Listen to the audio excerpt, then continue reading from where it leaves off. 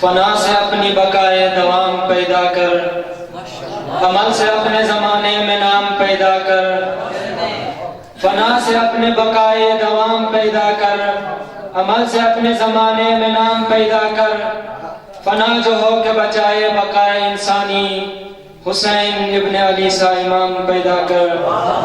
اب میں گزارش کرتا ہوں مجلس وحدت مسلمین کے ڈپٹی سیکرٹری علامہ محمد امین شہیدی صاحب سے، وہ آئے اور طلاب سے خطاب فرمائیں۔ بر محمد و آل محمد صلوات۔ اللہم صلی علی محمد و آل محمد۔ انشاءاللہ آخر میں سوال جواب کا بھی سیشن ہوگا، دوستوں سے اپیل ہے کہ آخر میں آغا صاحب سے سوال جواب دیں۔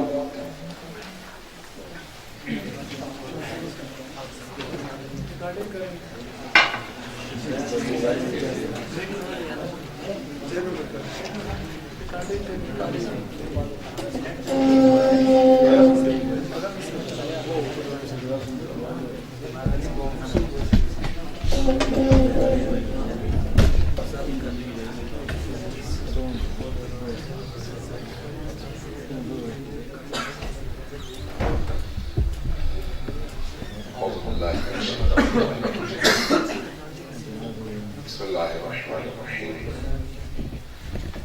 رب اشرح لی صدری ویسر لی امری واحلل عقدۃ من لسانی یفقهوا قولی۔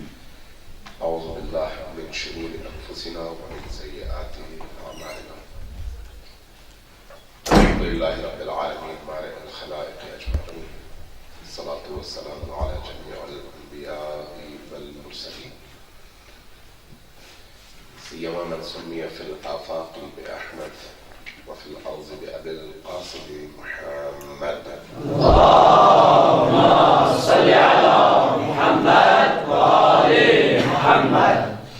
الصلاة والسلام على أولادها الطيبين الطاهرين المعصومين الميامين، واللعنة الدائمة على أعدائهم أجمعين من يوم عداوتهم إلى قيام يوم الدين۔ قال الله تبارك وتعالى في كتابه المجيد وهو أصدق القائلين وقوله الحق۔ بسم الله الرحمن الرحيم۔ إن الله لا يغير ما بقوم حتى يغيروا ما بأنفسهم۔ صلاة اللہم صلی علی محمد و آل محمد۔ اللہ تبارک و تعالیٰ کا شکر گزار کہ آج آپ کی اس پاکیزہ اور نورانی محفل میں آپ کے ساتھ بیٹھنے کے لیے یہ ٹائم اور یہ توفیق اللہ تبارک و تعالیٰ نے عنایت کی ہے، اس لیے کہ مدرسے کی فضا پاکیزہ فضا ہوتی ہے، نورانی فضا ہوتی ہے، ایسی فضا جہاں پر قرآن، حدیث، ذکر ائمہ اطہار، یعنی ہر وہ چیز جو انسان کو نور کی طرف لے کر جائے، وہ مدرسے سے انسان کو ملتا ہے۔ اور چونکہ مال امام خرچ ہوتا ہے اور جو بچے گھروں سے اٹھ کر مدرسے کی طرف آتے ہیں وہ بھی آل محمد کے علوم سے اپنے سینوں کو منور کرنے کے لیے آتے ہیں، اس لیے ان کے قدم بھی پاکیزہ ہوتے ہیں اور جس فضا میں وہ سانس کرتے ہیں وہ فضائیں بھی پاکیزہ اور منور ہوتی ہیں۔ پاکیزہ فضاؤں میں رہنا، پاکیزہ غذاؤں سے استفادہ اور پاکیزہ خوراک کھانا، چاہے وہ مادی خوراک ہو چاہے وہ معنوی خوراک ہو، یہ چیزیں انسان کو تکامل اور مقام انسانی تک پہنچانے میں سب سے اہم اور بنیادی کردار ادا کرتی ہیں۔ اس حوالے سے اس چیز کی قدر و قیمت وہی جان سکتے ہیں جو ان معنوی فضاؤں سے محروم ہوں، وہی جان سکتے ہیں جو اس معنوی خوراک سے محروم ہوں۔ لیکن بعض اوقات ہماری مثال اس مچھلی کی طرح سے ہوتی ہے جو سمندر میں پانی کے اندر جی تو رہا ہے، لیکن اس کو پانی کی قدر و قیمت اہمیت کا اندازہ نہیں ہے، لیکن جیسے ہی اس کو کوئی شکاری پانی سے نکال لیتا ہے اور وہ خشکی میں پہنچتا ہے تو پھر پانی کے نہ ہونے کی وجہ سے جو اس پر بیتتی ہے وہ وہی جانتا ہے، وہی مچھلی جانتی ہے، تڑپتی ہے، اور تب اس کو محسوس ہوتا ہے کہ جس بحر بے قراں اور جس نعمت عظمیٰ سے وہ متنعم تھی، اس کو اللہ نے وہ میسر کی بھی تھی، وہ کتنی بڑی اور کتنی عظیم تھی، اور آج وہ اس سے محروم ہے۔ اللہ تبارک و تعالیٰ نے آپ کو ایک مدرسے اور علوم آل محمد کے مرکز میں سانس لینے کی توفیق دی ہے، اور اس پر جتنا بھی آپ شکر ادا کریں کم ہے۔ اس لیے میں عرض کر رہا تھا کہ میں اپنے لیے خوش قسمتی سمجھتا ہوں کہ آج ان پاکیزہ اور نورانی اور نور علوم آل محمد سے منور فضاؤں میں آپ کے ساتھ بیٹھا ہوں۔ چند باتیں میں طلبگی اور اپنی ہی اس صرف کے حوالے سے عرض کروں گا، لیکن جب تک آپ کو مدرسے میں ہیں آپ کے پاس ٹائم ہے، اور یہ ٹائم کس لیے ہے؟ تاکہ آپ تحصیل علم کر سکیں۔ علم صرف اصطلاحات سے عبارت نہیں ہے۔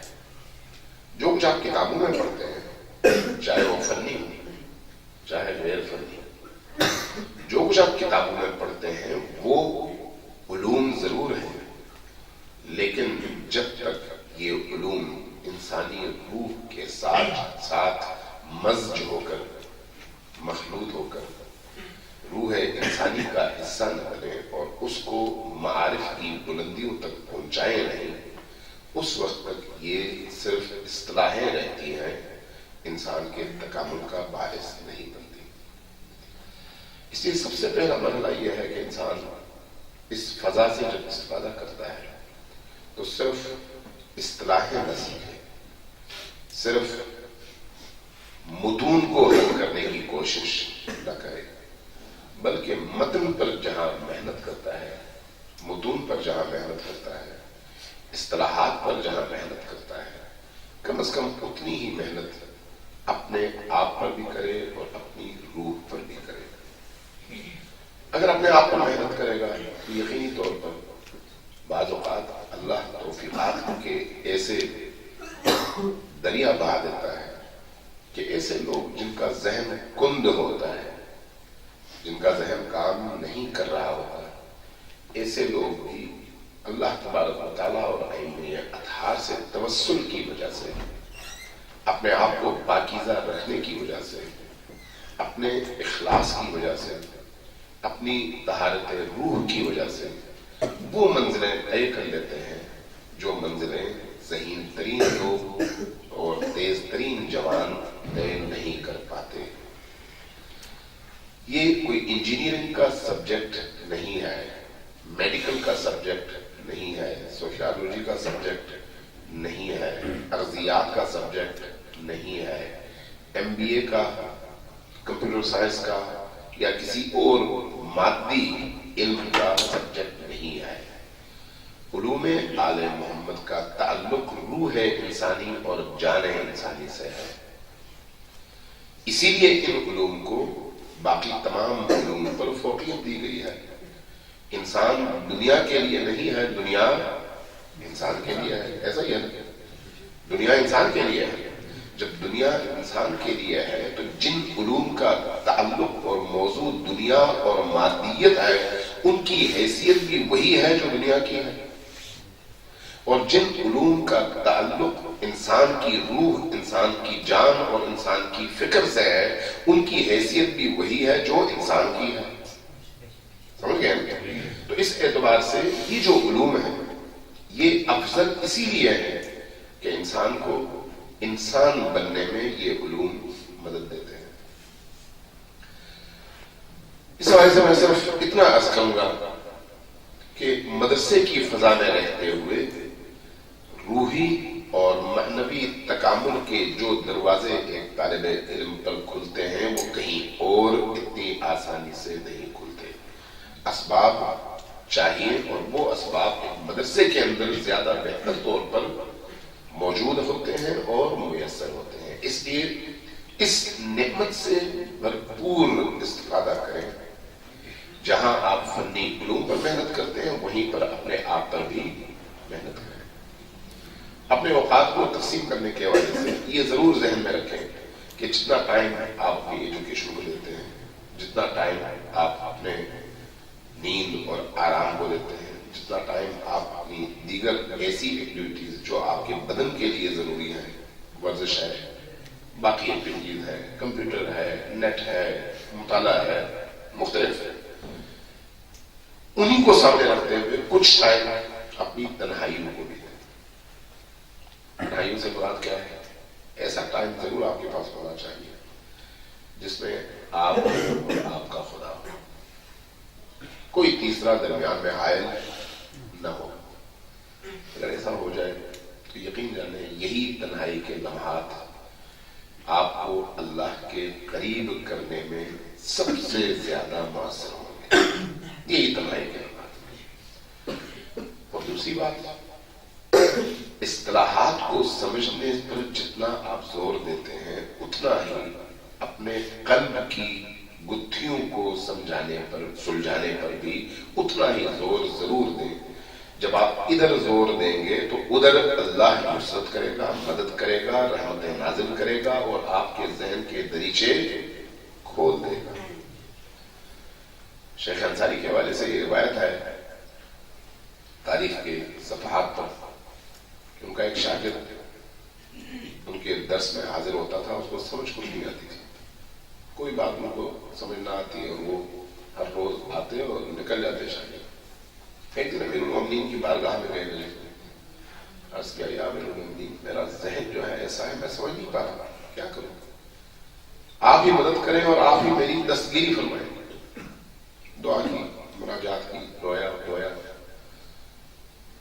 رات کو آ کے سو گیا. اگلے دن درس میں حاضر ہوا، دیکھا استاد جو کچھ کہہ رہے ہیں سب کچھ ان کو سمجھ آ رہا ہے. ایک وزٹ الف سے یہ تک جو کچھ استاد نے کہا وہ سب کچھ ان کو سمجھ آ رہا ہے اور بہت اچھی طرح سے سمجھ آ رہا ہے. جب یہ صورتحال تھی اس کو دیکھتے ہوئے آپ کو معلوم ہے کہ آپ خود بھی جب کلاسوں میں ہوتے ہیں تو صلوات بھیجیں بنوا دو.